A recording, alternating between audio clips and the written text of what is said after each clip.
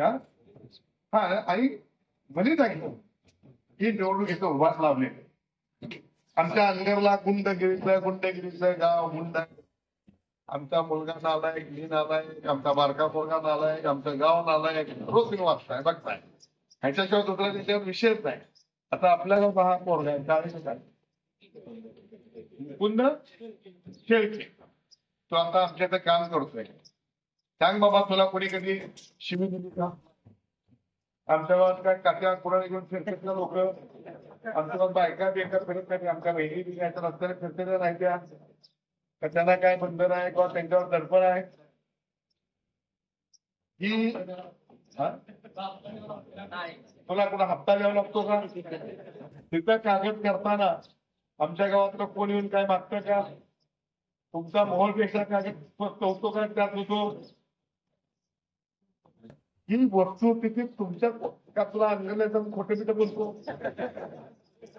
का? तुला असं काही सांगितलंय, ठरवून सांगितलं आम्ही तू आता होते कार्यक्रमाला आणि आता असं राजा मी बोलणार आहे तेव्हा तू होय होय म्हण, नाही तर तू लोकांना बंद करतो. आता काय झालं का? कुठली पट्टी बिट्टी मागितली का? ही आमचा भाग आहे आणि ही मात्र रोज आमच्या बाजूला तो पडतात.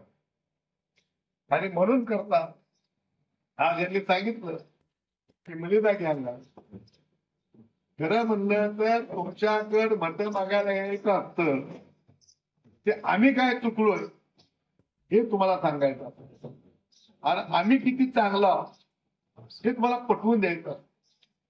परंतु आजच्या इलेक्शन मात्र आम्ही सांगतो आम्ही चांगलं म्हणत नाही. गेल्या 5 वर्षामध्ये तुम्ही आम्हाला निवडून दिलं, मला आम्हाला म्हणजे आमदारनं बरं का, आमदारांना निवडून दिलं तरी 3,500 कोटीचा निधी उपलब्ध केला. हा निधी उपलब्ध करून जात असताना राष्ट्रीय उपचार सिंचन योजना आहे त्याला 2000 साधारणपणे 6-7 लाख योजना मंजूर झालेली. आपलं सॉरी 95-96 लाख मंजूर झालेली योजना. 2019 पर्यंत जेवढा मला वाटतं 70 ते 80 कोटी रुपये निधी सरकारला देता आला आणि 2019 पासून आजपर्यंत जवळपास 250 कोटीचा निधी यशवंत तात्या आणि अजितदादाच्या माध्यमातून त्या योजनेला आणून दिला. आणि म्हणून करता ही योजना तुमचं गाव सोडून पुढच्या गाव म्हणजे टोनी ताळवा आणि पोखरापूर इथपर्यंत पूर्णत्वाला गेलेली आहे. त्या कुठल्याही क्षणाला पाणी तुमच्या गावाला मिळू शकतं. अशा प्रकारे एका बाजूला काम केलं. दुसऱ्या बाजूला आमच्या त्या 10 गावात पाणी येईलच. एखादा जर कोण ज्योतिष आला असता आणि त्यानं जर म्हणला असता आमच्या जाधवसरला की तुमच्या गावाला उजनीचं पाणी येणार आहे, जाधवसर सुशिक्षित आहे त्याला खुल्यात काढला असतं नसतं काढलं. म्हणजे अशक्य असणारं काम अजितदादाच्या मार्गदर्शनाखाली अजितदादाच्या नेतृत्वाखाली यशवंत तात्याने करून देऊन जवळपास ही योजना मंजूर करून दिली. आणि अशा प्रकारे चांगलं काम करणारी माणसं आहेत म्हणून आम्ही त्यांना मत द्या म्हणतो. दुसऱ्या बाजूची माणसं आहेत ही तीशी माणसं आहेत. कदाचित गावातले मतभेद म्हणून आता तुम्ही त्यांच्या भावनेला बळी पडतात, त्यांच्या आमिषाला बळी पडतात, त्यांच्या विचाराला बळी पडतात. पण जे पलीकडची माणसं आहेत ती द्वेषी खुलशी मत्सरी माणसं आहेत. आपल्या माहितीसाठी सांगत की प्रत्येक गावामध्ये सगळ्या समाजाचे माणसं गुण्या गोविंदाने नांदतात. जात धर्म वंश त्यांना कधीही फारसे लवलिश नसतो. काय दलित असले सवर्णाच्या स्वरूपाला पाया जातात. काय सवर्णाची माणसं दलिताच्या लग्नाला जातात. खेळायला म्हणतात तसं खेळायला म्हणतात. जेवायला खेळायला जातात. परंतु ही माणसं आता उद्या तुम्हाला मतं मागायला येतील. आपल्या माहितीसाठी सांगतो की हे आंबे नावाच्या गावामध्ये अॅट्रॉसिटी केली. तुमच्या गावाला त्याची खूप माहिती आहे. तुमच्या गावामध्ये नाना शेंगाड्या वगैरे टाकतात भोगलेला आमदार होतो.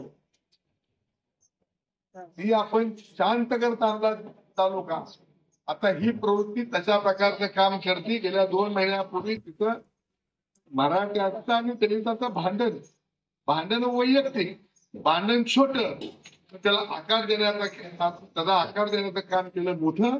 आणि तिथं अॅट्रॉसिटीचा गुन्हा आजचे जे तुम्हाला मतं मागायला येणार आहेत त्यांच्या भावानं जाऊन पोलीस स्टेशन मध्ये जाऊन तिथे अॅट्रॉसिटी कलम लावा म्हणून आता पोलिसांवर प्रेशर आणलं होतं. कदाचित मला वाटतं आमदार साहेबांनी त्यावेळेला ते सामावण्याचा प्रयत्न केला होता, मिटवायचा प्रयत्न केला होता.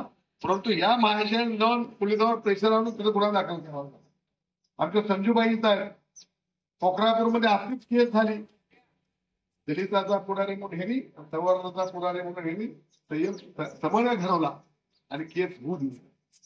म्हणजे समाजामध्ये जरी नको एखाद्या समाजाला कायद्याच्या आधार घेऊन आतरी टाकायला नको अशी म्हणणारी माणसं इथं दुसऱ्या बाजूला अशा प्रकारे